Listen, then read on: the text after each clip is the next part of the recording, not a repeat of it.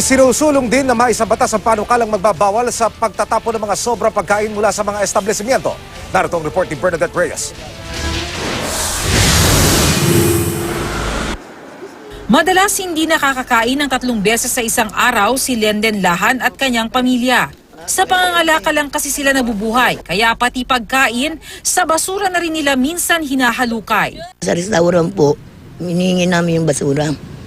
Tapos yung mga tira-tira, yun, kinakain po namin. Pero hindi raw sa lahat ng pagkakataon sinuswerte. Iba ayaw magbigay eh. Bakit? Ewan ko, sabi ko nga ganun, basura na lang, ayaw niyo pa ibigay. Ginaganon namin, pero pag yung iba naman mabait.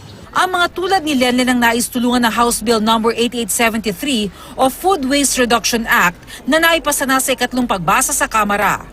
Sa ilalim ng panukalang batas, ang mga sobrang pagkain na edible o yung pwede pang kainin mula sa mga restaurant, hotel, supermarket at fast food chain, bawal itapon. Sa halip, dapat itong ipamahagi sa mga charity at foundation.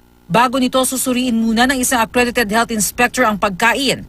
Dadalhin sa mga accredited food bank na tinukoy ng DSWD, saka ipapamahagi sa mga nangangailangan. Papatawan ng multa mula 1 hanggang 5 milyong piso ang magbibenta ng mga food donation at may mga sobrang pagkain na hindi na maaaring makain.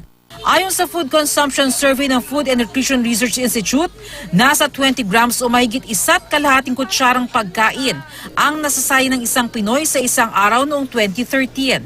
Malaking porsyento ng nasasayang na pagkain ay kanin. Ayon sa Philippine Statistics Authority, bawat pamilyang Pilipino nag-aaksaya ng 1.67 kilos ng bigas kada taon o katumbas ng 38.5 milyon na kilo ng nasasayang na pagkain. Nagkakahalaga ito ng tumataginting na 1.6 billion pesos. Sabi ni Gemma Hoso na may-ari ng karinderya, kung may isa sa batas, sana raw huwag na silang pahirapan pa sa paraan ng pagdodonate. Siguro mas maganda pick upin na lang kasi wala rin kaming time para magdala. May agam-agam naman ang isang buffet restaurant sa panukalang ito. Immediate consumption na talaga siya. What if kung i-donate namin siya?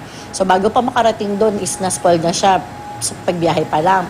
Bernadette Reyes, GMA News.